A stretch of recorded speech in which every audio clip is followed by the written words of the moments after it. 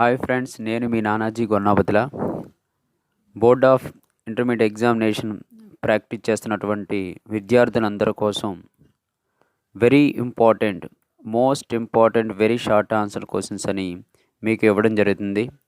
అందులోని first topic వచ్చేటప్పటికి circle. ఈ సర్కిల్ నుంచి బోర్డ్ ఆఫ్ ఇంటర్మీడియట్ ఎగ్జామినేషన్లో మనకి 2 క్వశ్చన్స్ రావడం జరుగుతుంది.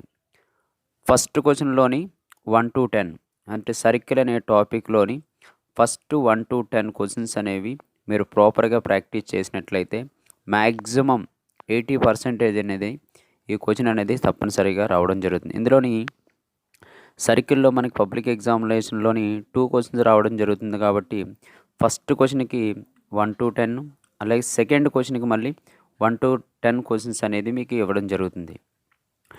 నేను ఇప్పుడు అప్లోడ్ చేసినటువంటి ఒక 4 టాపిక్స్ నుండి మోస్ట్ ఇంపార్టెంట్ 2 మార్క్స్ ఏవైతే ఉన్నాయో ఆ క్వశ్చన్స్ అన్నీ కూడా మీకు ఎక్స్ప్లెయిన్ చేయడం జరుగుతుంది. ఈ క్వశ్చన్స్లోని మీకు ఏమైనా డౌట్స్ కానీ క్లారిఫికేషన్ కానీ కావాలనుకుంటే కామెంట్ రూపంలో తెలియపరచండి. అదేవిధంగా ఈ కోవిడ్ వల్ల మనకి కొన్ని క్వశ్చన్స్ అనేవి రిమూవ్ చేయడం జరిగింది.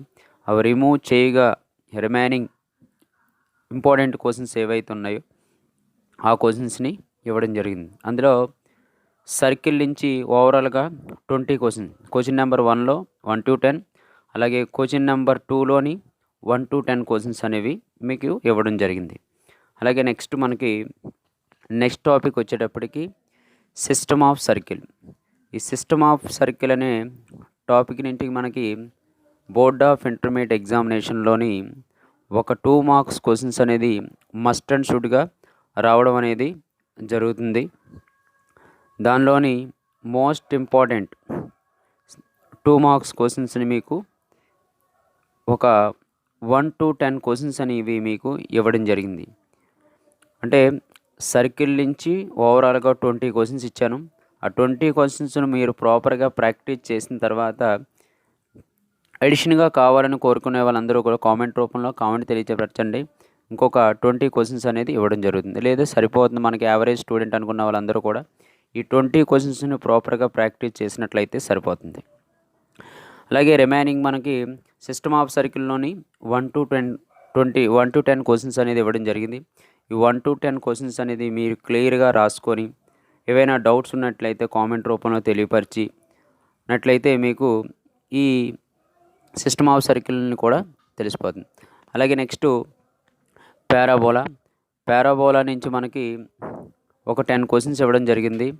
ఈ 1 to 10 క్వశ్చన్స్ని కూడా మీరు ప్రాపర్గా ప్రిపేర్ చేసుకునే ఆన్సర్తోని ఈ ప్రాక్టీస్ చేసినట్లయితే పబ్లిక్ ఎగ్జామినేషన్కి వెళ్ళే ముందు ఈ క్వశ్చన్స్ అనేవి ఒకసారి రిపీట్ చేసి వెళ్ళినట్లయితే 100% మీకు 2 మార్క్స్ క్వశ్చన్స్ అనేవి చాలా ఈజీగా ఆన్సర్ చేయగలుగుతారు.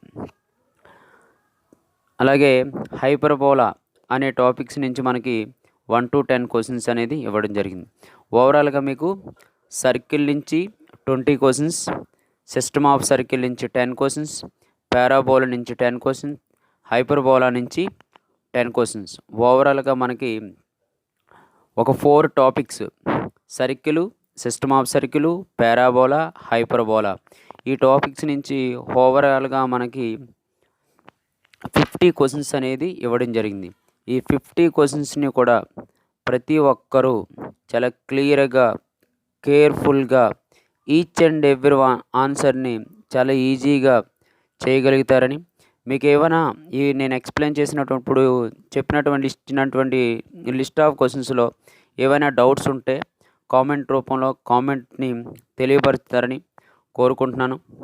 అలాగే ఇవి ఇంటర్మీడియట్ స్టూడెంట్కి ఎంతగానో ఉపయోగపడతాయి కాబట్టి ప్రతి ఒక్కరూ కూడా నేను అప్లోడ్ చేసేటటువంటి ప్రతి క్వశ్చన్ని కూడా చాలా క్లియర్గా, క్లారిఫుల్గా అబ్జర్వ్ చేసి మీరు పబ్లిక్ ఎగ్జామినేషన్కి ముందుగా ఈ క్వశ్చన్స్ అన్నీ ప్రాపర్గా ప్రిపేర్ చేసుకున్నట్లయితే, ముందుగా ఆన్సర్స్ అనేవి క్లియర్గా ప్రిపేర్ చేసుకున్నట్లయితే బోర్డ్ ఆఫ్ ఎగ్జామినేషన్కి వెళ్ళే ముందు ఒకసారి ఈ వెరీ షార్ట్ ఆన్సర్ క్వశ్చన్స్ అనేది 1 time జస్ట్ అలా రెఫర్ చేసి మీరు వెళ్ళిపోతే పబ్లిక్ ఎగ్జామినేషన్లోని 100% కూడా 10 out of 10 క్వశ్చన్స్ కూడా ఆన్సర్ చేయగలుగుతారు. అలాగే ఏవైనా డౌట్స్ ఉంటే కామెంట్ రూపంలో కామెంట్ అనేది తెలియపరచండి. Thank you to all everyone.